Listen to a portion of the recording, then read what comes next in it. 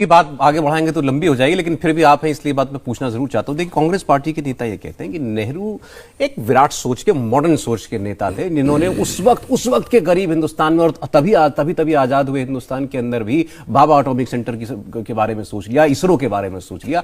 आप लोग हिंदुत्व, सनातन, पुरातन वहीं अटके। देखिए, हम एक बात कहना चाहते हैं।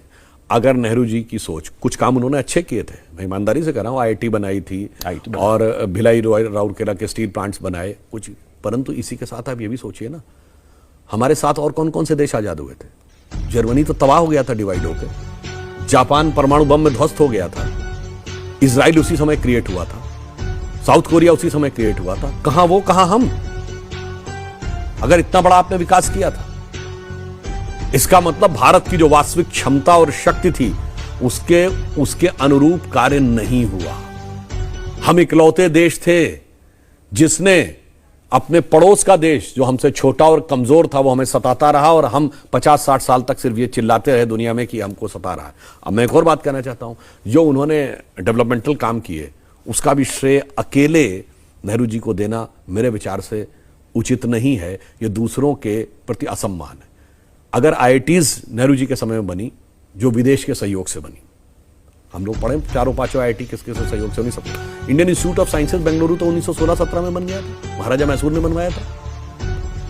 अगर आप देखें तो भारत की पहली हाइड्रो इलेक्ट्रिक पावर की परियोजना भी मैसूर में बन गई थी, शिव समुद्रम परियोजना, जो विश्वेश्वरैया जी ने बनाई थी।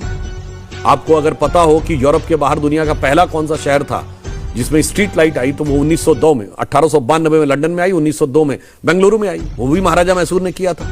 अगर आप ये देखें तो दुनिया का पहला आई हॉस्पिटल, वो उस जमाने में बेंगलुरु में बना था, वो भी महाराजा मैसूर ने किया था।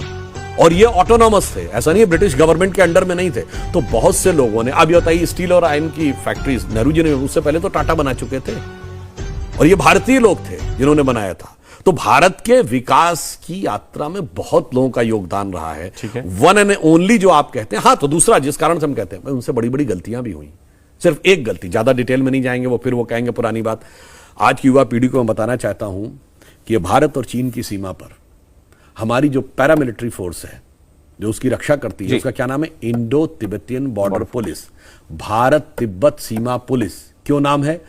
47 में हमारी सीमा चीन से नहीं मिलती थी, तिब्बत से मिलती थी।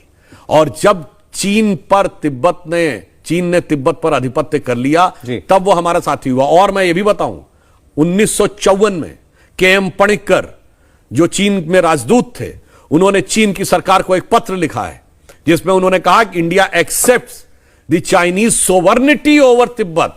हम चीन की संप्रभुता तिब्बत पर स्वीकार करते हैं। उसके बाद चीन ने आके पूरा कब्जा कर लिया, और यह विषय लोकसभा में उठा भी था। उस समय विदेश राज्य मंत्री ने यह कहकर जवाब दिया, भारत सरकार से सहमति नहीं ली गई थी, भारत सरकार का उस पत्र के टेक्स्ट से मतलब नहीं था। क्या मजाक की बात है, भारत का राजदूत लिख के दे रहा है, अगर नहीं था तो आपत्ति दर्ज करनी चाहिए थी।